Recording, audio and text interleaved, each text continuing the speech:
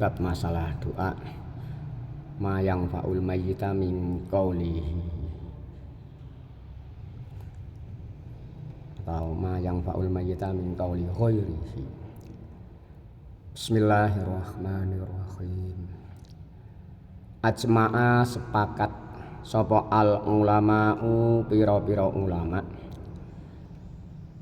ala annad du'a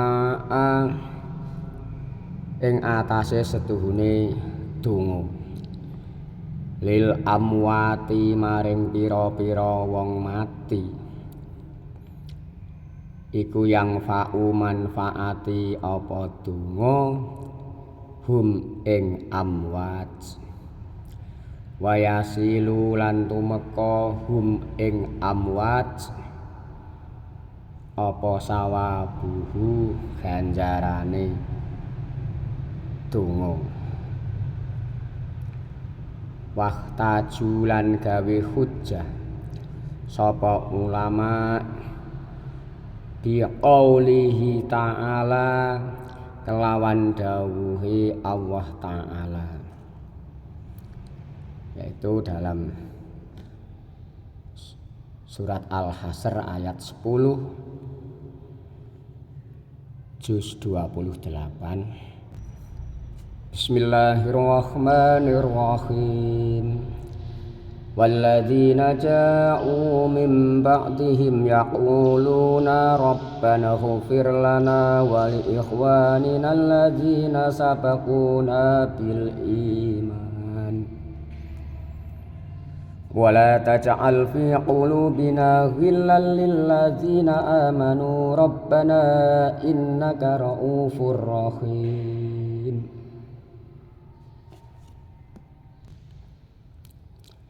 Dan orang-orang yang datang sesudah mereka atau muhajirin dan ansor, mereka berdoa, ya Tuhan kami, ampunilah kami dan saudara-saudara kami yang telah beriman lebih dahulu dari kami, dan janganlah Engkau tanamkan kedengkian dalam hati kami terhadap orang-orang yang beriman. Ya Tuhan kami, sungguh Engkau Maha Penyantun, Maha Penyayang. Wa fil ahadisil masyhurati qaulihi sallallahu alaihi wasallam, Allahumma ighfir li ahli baqi'il gharqad.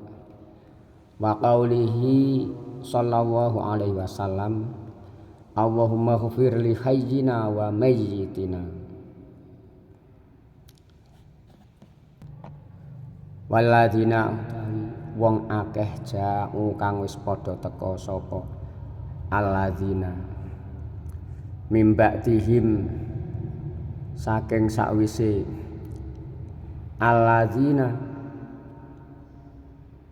atau wong akeh iku yaquluna padha ndonga sapa alladzina ndonga rabbana ighfir lana wa li ikhwanina alladzina sabaquna bil iman. Rabbana duh pangeran kita, ighfir mugi nyepura panjenengan lana dateng kita, wali ikhwanina lan maring pira-pira dulur kita allazina sabaku kang wis ndhisiki sapa ikhwanuna na ing kita bil imani kelawan beriman. Kalau dilihat dari ayat ini bahwa kita juga disuruh untuk mendoakan kepada orang-orang terdahulu kita, guru-guru kita, orang-orang alim, orang tua yang telah meninggal juga termasuk birrul walidain kepada mereka.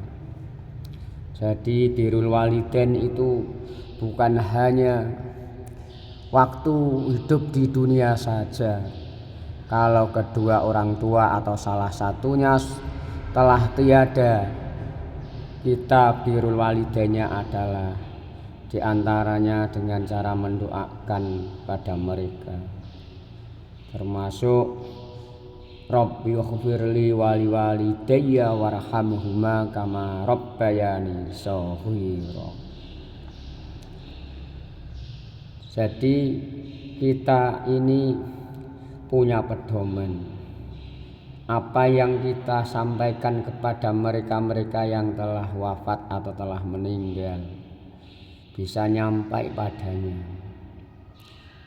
Maka dari itu kita sewaktu-waktu, lebih-lebih setelah sholat, mendoakan kepada mereka-mereka, kedua orang tua kita, merupakan tanda birrul walidain untuk mereka. Nabi sendiri juga pernah berdoa pada penduduk Bakek, Allahumma duh pangeranku, ighfir mugi nyepura panjenengan li ahli Baqiil Gharqad, maring penduduk Bakek Gharqad. Sak teruse Allahumma ighfir li hayyina wa mayyitin, karena mereka yang telah wafat ibarat tenggelam dalam lautan. Oleh karena itu, kita sebagai ahli waris atau anak-anak, sebagai keluarga, selalu diharapkan pada mereka yang telah wafat, karena mereka sudah tidak bisa apa-apa, tidak bisa sembahyang atau sholat, menjalankan sedekah juga sudah tidak ada karena putus. Yang bisa dibawa pada mereka yang telah wafat diantaranya adalah sedekah jariyah, ilmu yang bermanfaat, doanya anak yang soleh dan solehah.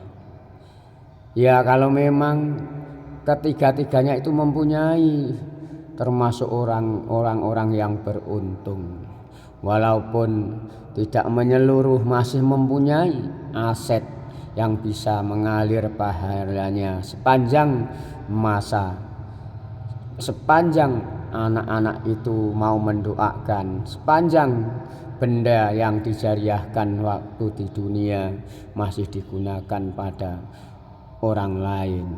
Pada waktu itu baik sedekah jariyah lewat lembaga pendidikan, tempat ibadah termasuk masjid, musola, termasuk pondok pesantren, madrasah-madrasah dan sebagainya. Itulah yang menjadi tabungan mereka waktu di dunia mau menabung, akhirnya mengalami atau membuktikan dengan kenyataan pribadinya, istilahnya waktunya sudah panen. Anak juga demikian, anak yang soleh-solehah itu anak yang bagaimana? Anak yang mau menjalankan perintah-perintah agama dan menaati apa yang telah disyariatkan oleh agama. Ilmu yang bermanfaat pada waktu di dunia, mau mengamalkan atau memberikan ilmunya pada orang lain dengan semata-mata mencari ridho dari Allah Subhanahu wa ta'ala. Karena kalau tidak mencari ridho atau tidak mendapatkan ridho segala apapun, akan menjadi galau, akan menjadi tidak nyaman, baik di dunianya maupun di akhirat. Buktinya ada orang kaya raya tapi hidupnya tidak tenang, gusar, galau, susah, sumpek. Itu adalah tanda-tandanya materi atau rizki yang dimiliki tidak mendapatkan ridho dari Allah, termasuk apa yang dimiliki tidak barokah, naudzubillah. Oleh karena itu kita berusaha, langkah kita, apa yang telah kita kerjakan dan yang akan kita kerjakan, mudah-mudahan Allah selalu meridhoinya. Maka dari itu kita harus merawatnya, karena merupakan tanaman besok akan diunduh atau dipanen di akhiratnya nanti. Amal kalau tidak dirawat juga akan tidak panen. Buktinya karena kena penyakit, padahal penyakitnya amal banyak sekali, termasuk penyakit rohani. Contoh, misalkan ada orang beramal karena dia pamer atau riak, akhirnya hangus, tidak ada apa-apanya. Kelihatannya banyak, tapi dilihat secara umum, tapi ternyata hasilnya tidak ada apa-apa. Tidak hanya riak atau pamer saja, termasuk takabur, sum'ah, ujub, ghibah, dan sebagainya. Orang bertani juga demikian, harus dirawat tanamannya. Kalau tidak dirawat, ya kadang nggak panen sama sekali. Iman juga demikian, perlu perawatan. Semuanya adalah membutuhkan perawatan. Tidak hanya tumbuh secara liar. Misalkan kita menanam sesuatu, biarlah di sana, biarlah begini dan sebagainya. Misalkan kita diamanati anak atau dzurriyyah keturunan yang sudah lahir di dunia semua, itu juga perlu pengawasan, perlu perawatan, perlu didikan. Tidak harus dilepas begitu saja, karena pengaruhnya besar sekali, termasuk lingkungan juga mempengaruhi dan sebagainya. Oleh karena itu kita harus hati-hati masalahnya penyakit rohani yang menghinggapi secara kronis. Kadang-kadang manusianya itu tidak sadar. Kalau orang sudah mati, bagaikan tenggelam dalam lautan, di laut lepas sana. Dan kalau tidak ada kendaraan perahu atau kapal, kadang juga sudah ada, tapi kapalnya kadang bocor. Ini dikirimi doa pada keluarga, dari bapaknya, saudaranya, temannya, tetangga, dan sebagainya. Dalam suatu hadis Rasulullah SAW, mal mayyitu fi qabrihi ila kal ghariqil mughawis yang tadiru dakwatan talhaquhu min abihi au akhihi au sadiqin lahu fa idza lahiqathu kanat ahabba ilaihi minad dunya wa ma fiha wa inna hadayal ahya'i lil amwati ad-du'a wal istighfar.